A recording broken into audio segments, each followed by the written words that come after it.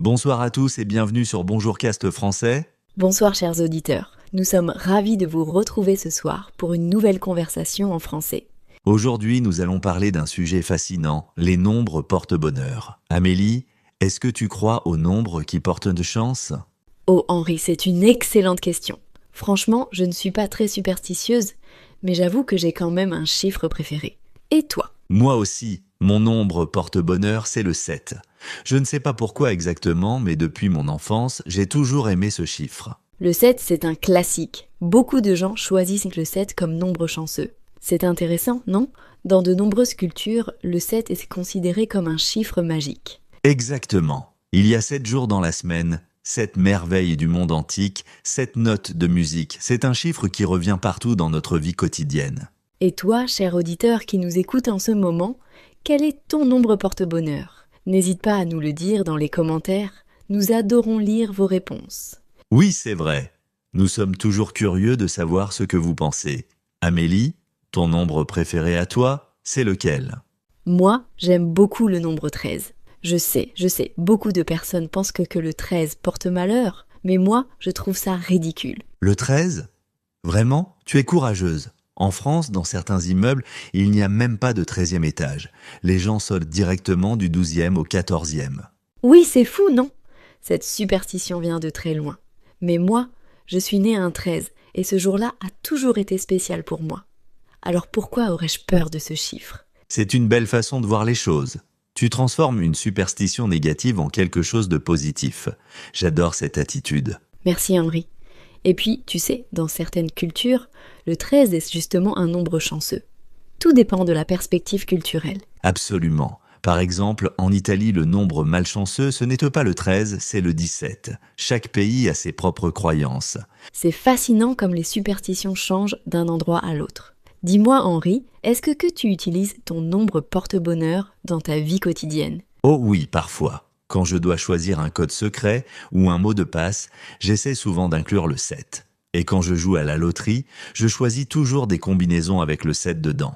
Tu as déjà gagné quelque chose à la loterie avec ton 7 magique ? Eh bien, pas le grand jackpot, malheureusement. Mais j'ai gagné de petites sommes de temps en temps. Peut-être que mon 7 me protège un peu, qui sait ? Peut-être. Ou peut-être que c'est simplement le hasard. Mais c'est agréable d'avoir un chiffre qui nous donne confiance. Tu ne crois pas ? Tout à fait. C'est comme un petit rituel personnel. Ça nous rassure, même si on ne croit pas vraiment à la magie. Exactement.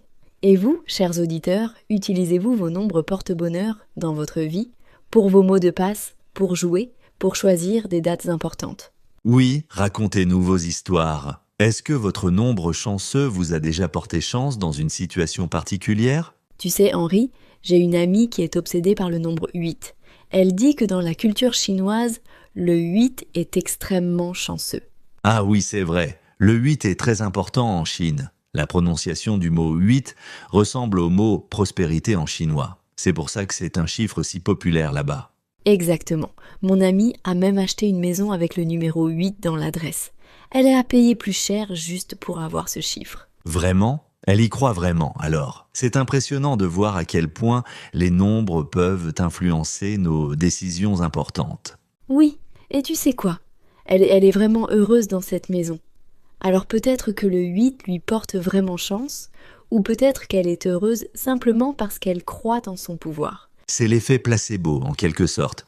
Si on croit que quelque chose va nous porter chance, on se sent plus confiant, plus positif, et peut-être que ça change vraiment notre attitude. C'est une très bonne analyse, Henri. Notre état d'esprit influence beaucoup nos résultats.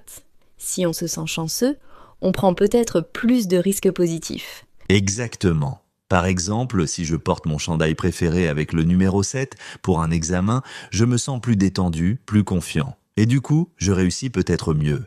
C'est comme les athlètes qui portent toujours le même numéro sur leur maillot. C'est devenu une partie de leur identité, de leur routine de succès. Oui, c'est un excellent exemple. Michael Jordan portait le numéro 23 et maintenant ce chiffre est légendaire dans le basketball. Et Cristiano Ronaldo avec son numéro 7. Tu vois encore le 7. C'est vraiment un chiffre populaire dans le sport. Chers auditeurs, est-ce que vous pratiquez un sport ? Quel numéro choisissez-vous pour votre maillot et pourquoi ? Oui, partagez vos histoires avec nous. Nous adorons apprendre à vous connaître à travers ces petits détails. Amélie, tu m'as fait penser à quelque chose. Est-ce que tu connais d'autres superstitions liées au nombre en France? Oh oui, il y en a beaucoup. Par exemple, à table, on ne doit jamais être 13. C'est une vieille superstition qui vient de la Cène, le dernier repas de Jésus avec ses 12 apôtres. C'est vrai.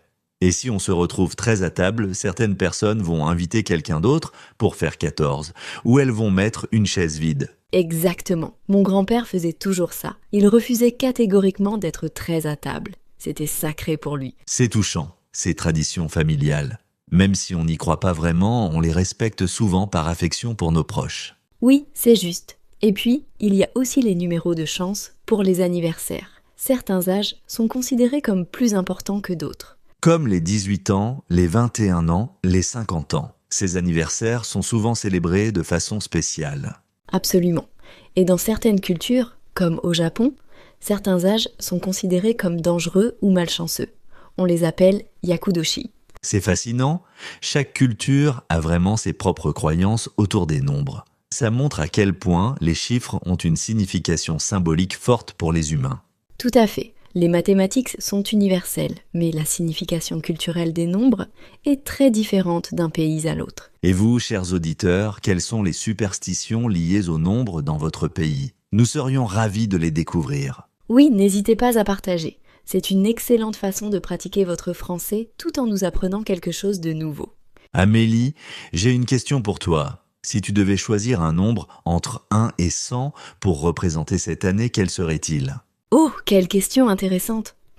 Laisse-moi réfléchir. Je dirais peut-être le nombre 24, puisque nous sommes en 2024. Ah, tu triches un peu. Tu choisis l'année elle-même. D'accord. Alors je dirais le nombre 50. C'est un nombre rond, équilibré, au milieu du chemin entre 0 et 100. Le 50, c'est intéressant, c'est le nombre de l'équilibre et de la maturité. Pourquoi ce choix pour cette année? Parce que je pense que cette année, pour moi, c'est une année d'équilibre. J'essaie de trouver le juste milieu entre le travail et les loisirs, entre les efforts et le repos. C'est une belle philosophie. Et toi, cher auditeur, quel nombre entre 1 et 100 représenterait ton année actuelle? Pense-y et dis-le nous en commentaire. Oui, ce serait super de lire vos réponses. Et expliquez-nous pourquoi vous avez choisi ce nombre. Ça nous aide à mieux vous connaître. Tu sais, Amélie, en parlant de nombres, j'ai toujours été fasciné par les nombres premiers. Le 2, le 3, le 5, le 7, le 11, le 13.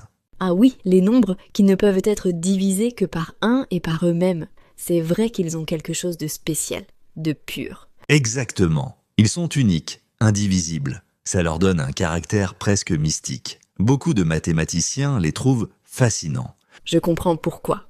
Et ton 7 préféré est justement un nombre premier. C'est peut-être pour ça qu'il te plaît autant, inconsciemment. Tu as peut-être raison. Je n'y avais jamais pensé de cette façon. Le 7 a cette qualité d'être unique, impossible à décomposer. C'est poétique, finalement. Les nombres peuvent avoir une dimension presque artistique quand on y réfléchit bien. Absolument. Les mathématiques et l'art ne sont pas si éloignés qu'on le pense. Les deux cherchent l'harmonie, l'équilibre, la beauté. Bien dit, Henri. Et parlant de beauté, il y a aussi le nombre d'or, le 1.618. On le retrouve dans la nature, dans l'art, dans l'architecture. Oui, la proportion divine. C'est incroyable comme ce nombre apparaît partout. Dans les coquillages, dans les fleurs, dans les peintures de la Renaissance. La spirale des tournesols, la coquille du nautile, même dans les proportions du visage humain. C'est magique. Chers auditeurs, est-ce que vous aimez les mathématiques? Est-ce que les nombres vous fascinent? Ou est-ce que vous préférez les mots et les lettres? Oui, nous sommes curieux de savoir. Certains d'entre vous apprennent le français pour les sciences, d'autres pour la littérature, d'autres pour voyager. C'est vrai. Et vous savez quoi? Que vous aimiez les chiffres ou les mots, le plus important, c'est de continuer à apprendre, à découvrir, à rester curieux. Exactement. Et en parlant de curiosité, j'ai une dernière question pour toi, Henri. Si tu pouvais effacer un nombre de l'univers, lequel ce serait? Oh là là, quelle question difficile. Effacer un nombre, c'est énorme. Ça changerait tellement de choses. Je ne sais pas si je voudrais vraiment faire ça. Allez, c'est juste hypothétique. Imagine que tu aies ce pouvoir magique. Quel nombre tu ferais disparaître? Bon, si je dois vraiment choisir, peut-être le 0. Mais attends, non, sans le 0, on ne pourrait pas compter correctement. C'est impossible. Haha, tu vois comme les nombres sont tous importants. Même ceux qu'on n'aime pas beaucoup ont leur place dans le système. Tu as totalement raison. C'est comme une grande famille.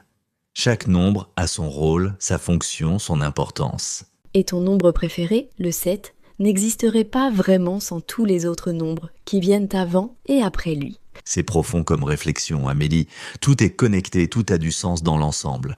Voilà exactement, et c'est un peu comme apprendre le français.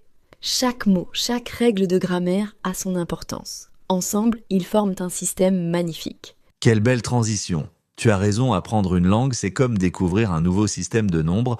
Au début, ça semble compliqué, mais petit à petit, tout prend sens. Et vous, chers auditeurs, vous faites un travail formidable. Continuer à apprendre le français, c'est courageux et admirable. Absolument. Nous sommes fiers de vous accompagner dans ce voyage linguistique.